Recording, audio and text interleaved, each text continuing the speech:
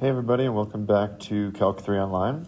So the plan for today is to actually do an example with a change of variables. Last time I kind of built up what it is, and we just talked about like Jacobians and different things like that.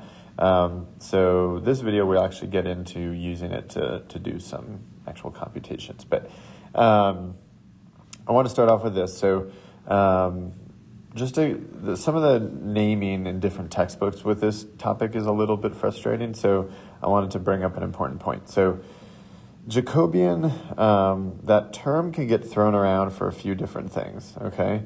Jacobian scale to n dimensions, okay? So if, we talked about this one a lot last time, where this thing in here was this determinant of like the partial of x with respect to u and v, and then y with respect to u and v. So it's just this little like 2 by 2 determinant. So that's the one we saw last time. So in order to calculate dv, you would need a 3 by 3 determinant, okay? And so dv would be equal to like we do kind of write this weird notation, partial of x, y, z, okay? And then partial of u, v, and w is typically what we would use. And then we'd have du, dv, dw, right? And so the part that I also want to talk about with the naming of this, that is what we have here. That's this part right in here, right? And in our textbook, they call this the Jacobian. But also over here, this is, so if you look right there, right, it's not a determinant because it's just like square brackets, it's a matrix. And this can also be called a Jacobian, which is annoying. So it can both be a matrix or it can be the determinant of that matrix. Okay, both of them. Now, what you'll see most often, I think, is this one. So when you hear about Jacobians, think about it as the determinant of this matrix, which would be square. And, for a 2 by 2, it would look that way. For 3 by 3, it would be that. After you get bigger than 3, you typically maybe just do partial of x1 up here and then x2, sorry, x3, x4, stuff like that. Or you could do like f1, f2, f3 like that. But you're just checking the partials of a variable with respect to all these new substitution kind of u, v, and w type things that we're working with, okay? But technically, the matrix can be called a Jacobian and also the determinant of the matrix. Depends what textbook you look at, which is annoying. So, sorry about that.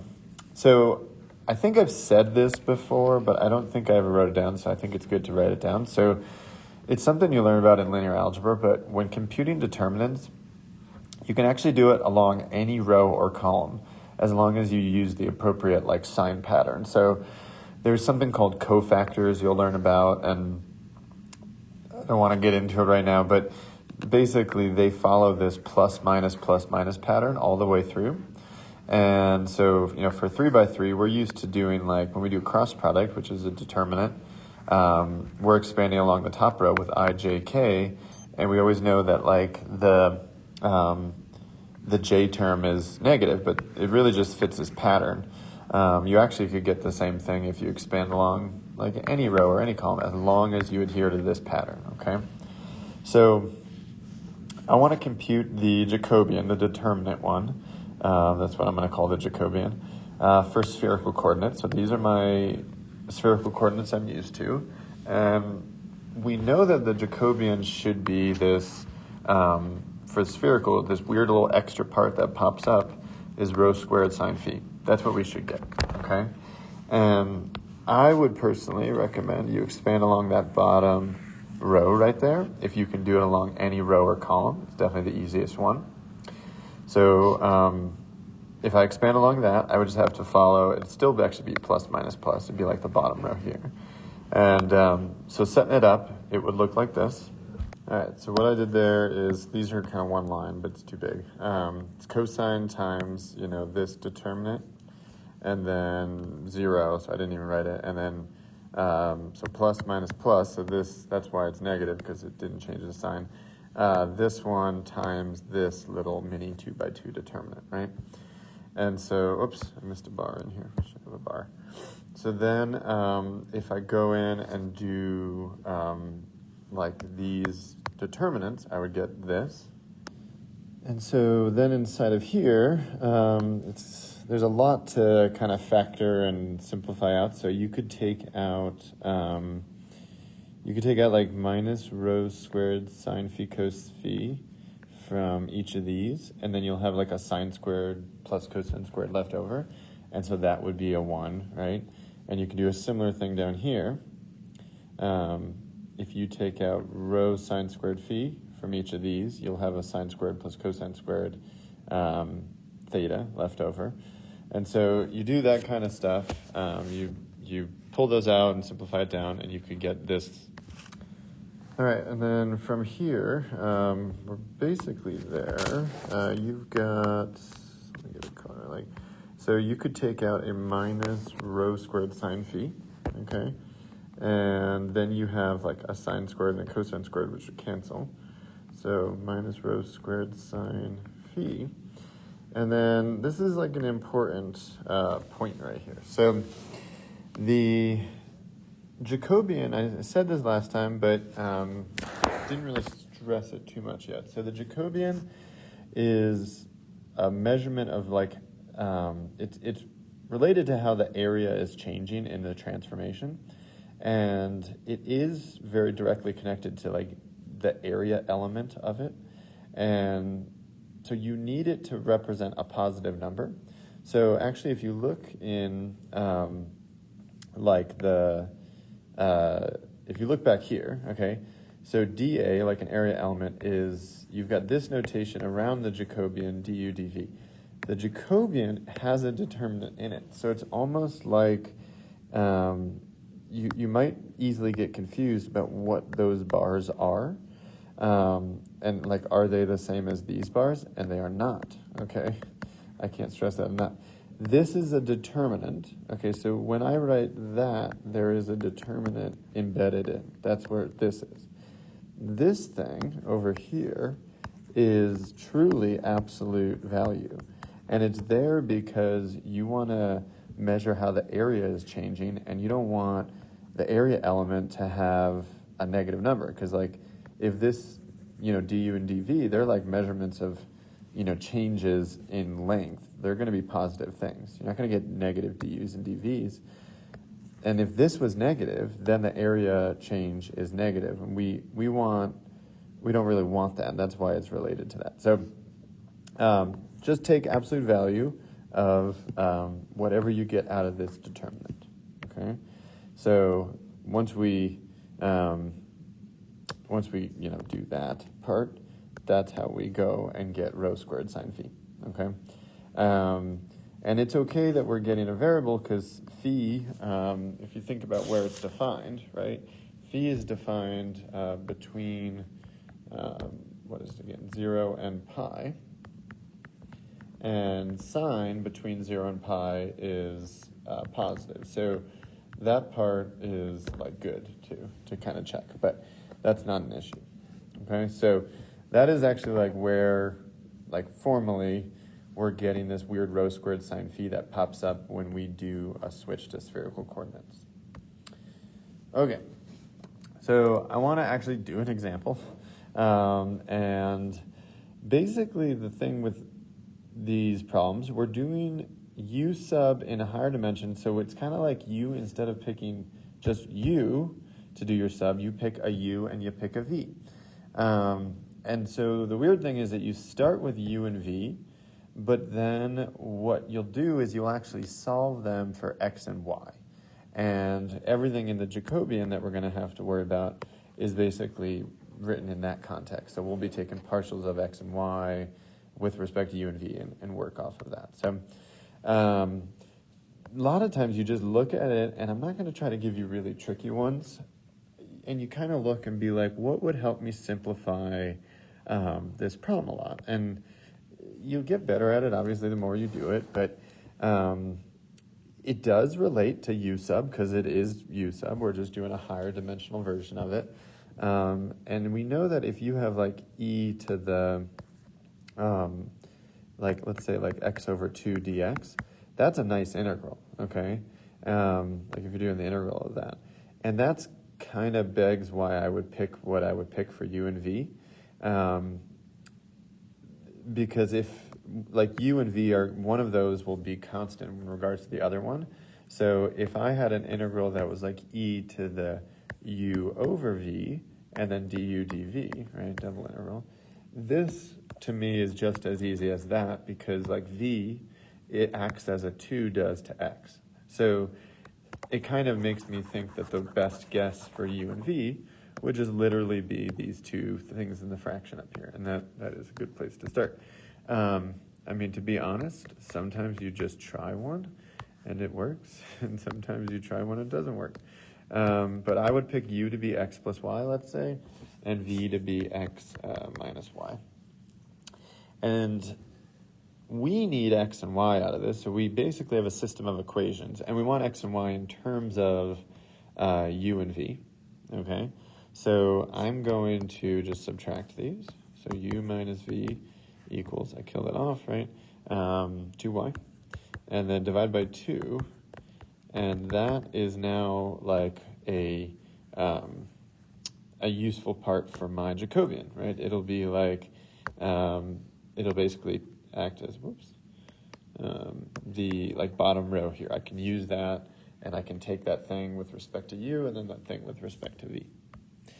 So doing similar thing, but I'm going to add them this time. If u equals x plus y, v equals x minus y, right, and I added them, notice you'll get u plus v equals 2x. Those will be gone, so then u plus v over 2 is x, okay? And so those will be what I use in my Jacobian, okay? And so I'm going to set that up here. So you're basically just doing, partial of x with respect to u, partial of x with respect to v, partial of y with respect to u, partial of y with respect to v. And they're not too bad, right? They're basically just going to be halves or negative halves, because partial of x with respect to u is a half.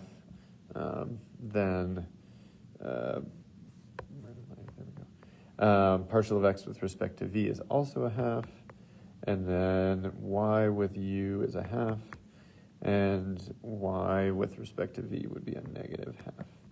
So you're finding the determinant of that, which is equal to negative a half. Okay. So those are all kind of the parts you need, and then to do the integral out, basically what we can do is this. All right, so this is the full-fledged change of variables. If you look in the book, I think it's called just change of variables in a double integral. But it's just higher dimensional u sub. We did a u sub problem in the last video where I basically didn't have this term, and I just did f of x of u, right? And then I did the derivative part, and it was du. So now you have to do the substitution, and you have this part in here, which is the determinant part, okay? And then you're also doing the absolute value of the determinant, right?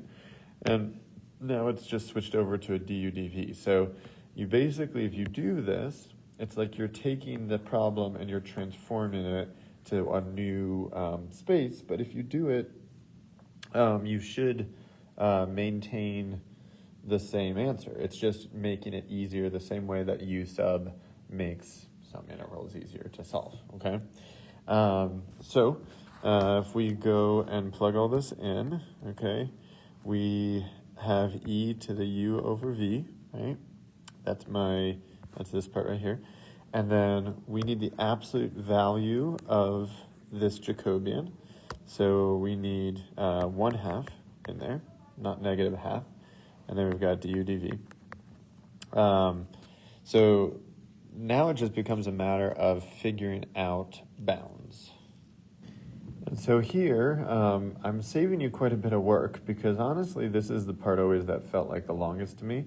So if you pick this substitution, it converts, this is where we're starting in x and y, right? So, we were saying like we have vertices 1, 0 and stuff. We are taking that point and, we're doing a conversion with all these different x and y values over here, and we get this thing, right? Like this is the kind of thing we did in the last video. So like right here, right, we know that y equals 0.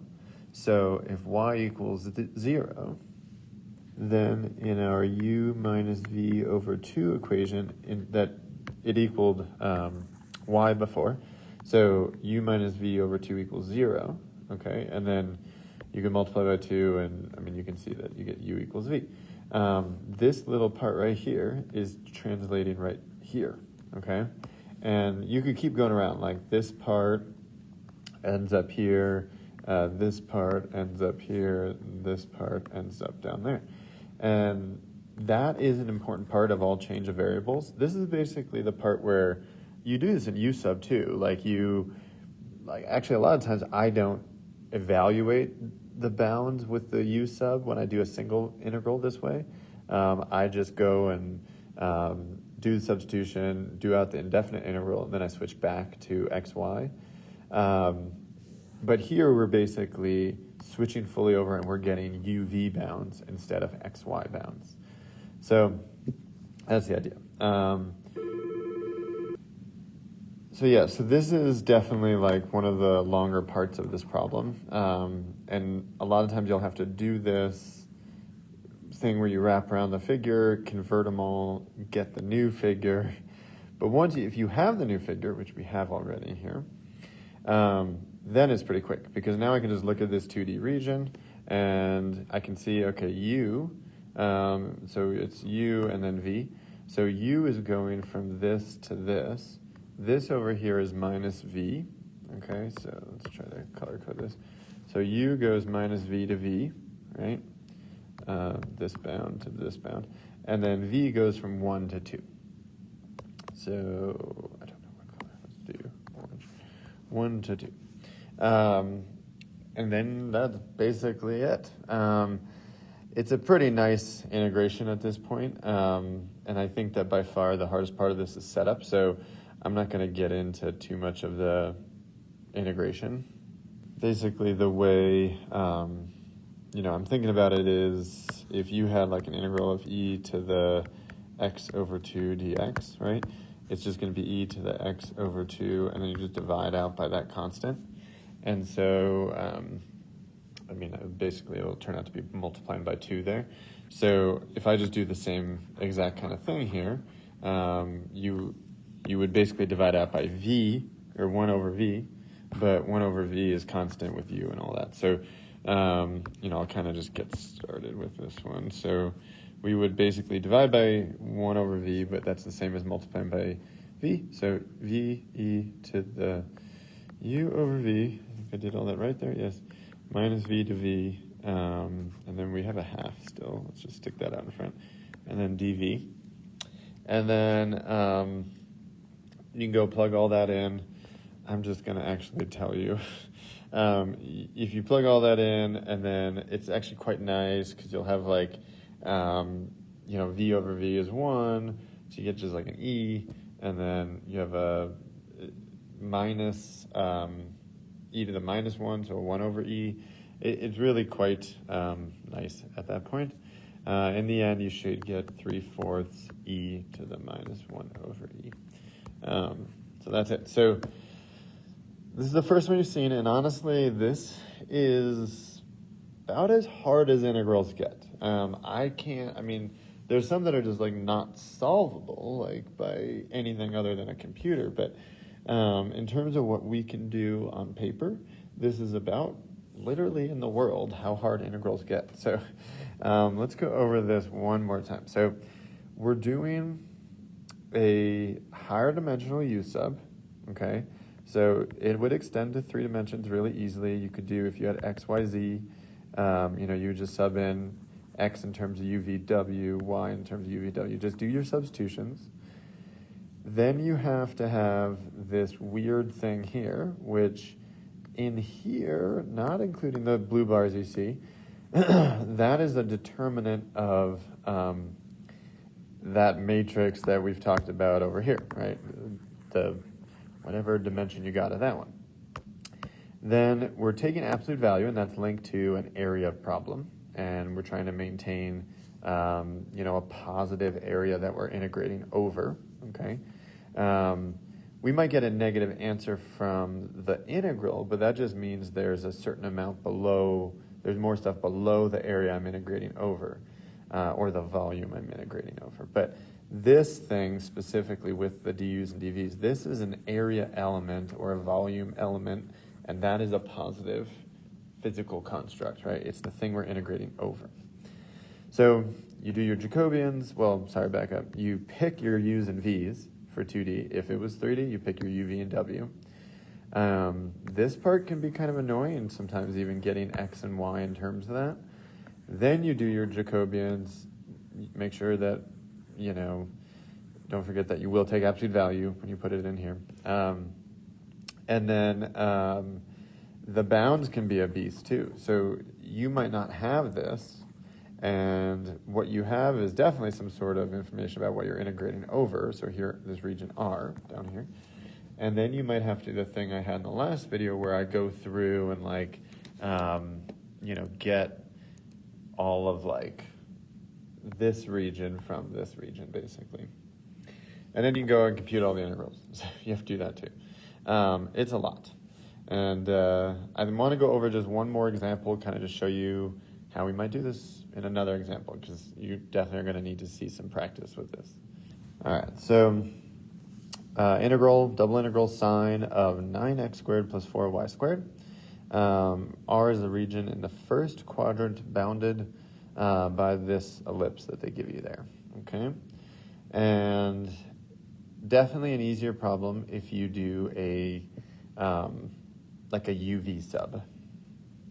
So let me sort of try to explain why it would, I can make this a little easier. And these are the things that are hard to teach, and you sort of just need to do a lot of examples, and you'll start to kind of get a sense of how I pick what I pick for U and V sometimes. So ellipses are fine. They're not horrible, 2D regions to integrate over, but circles are definitely nicer, like a perfect circle. And so if I was able to convert this thing to U squared plus V squared equals 1, that would be a much easier thing to integrate over. And if I did that, then that begs the question that, what do I square and get 9x? And, well, that would be, 9x squared, sorry. It'd be 3x. And then what could I square and get for y squared, right? And that would be 2y, right?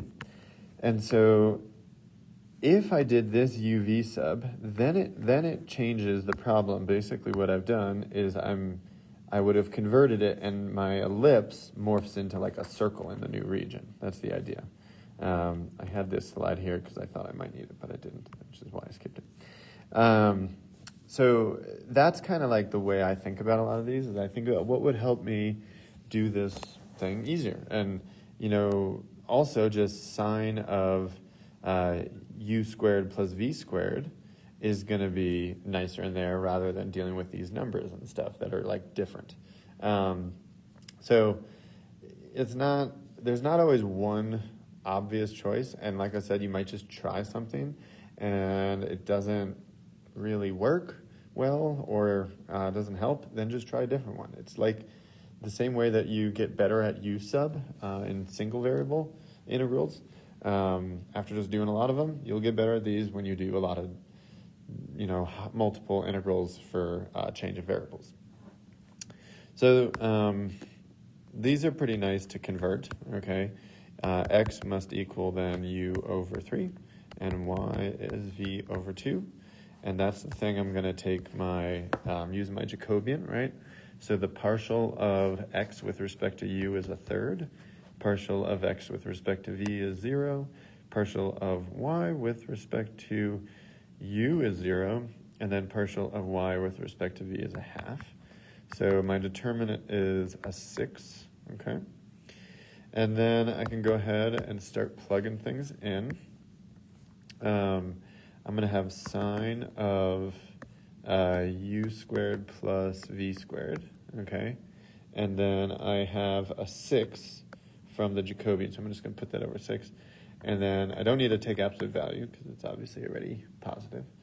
So if my region is now the first quadrant of the circle, okay, then it makes a lot of this integral easier. If I'm doing a circle, it makes sense to use polar, okay? And so we can, inside of my change of variables, I'm basically going to change to another variable, which is kind of weird, but it's just a way to help me solve this double integral now. So I'm basically going to use, like, we have u squared plus v squared equals r squared for like a circle. And so I have sine of r squared. And then I have another Jacobian. This is like the second Jacobian in the problem. So r dr d theta, right? I still have a 6 that I got to pull out. But this will help me with the bounds because now I can just run 0 to 1 and then 0 to pi over 2, right? And that would be the first quadrant of the circle like that, okay? And then it's pretty nice. You can basically let u equal r squared. So then, I'm doing a u sub inside of a bunch of other subs here. Let's use a different layer. Let w equal r squared. So then dw would be like 2r dr. And so that's basically, so I'm doing now a single variable substitution inside of my second Jacobian, which is part of a higher order change of variables. It's a lot going on here. But solving this thing out actually ends up being pretty nice because you have the derivative of this in here, and then there's just like an integral of cosine and whatnot. So I'm going to let you kind of fill in some of the blanks there, but it works out to be negative pi over 24 times cosine of 1 minus 1. So quite a theoretically complicated problem, but if you use the right change of variables, turns out to be computationally pretty quick. So we'll do quite a bit of practice with these, like a few days. They're not meant to be something you just get right away. They definitely take some time.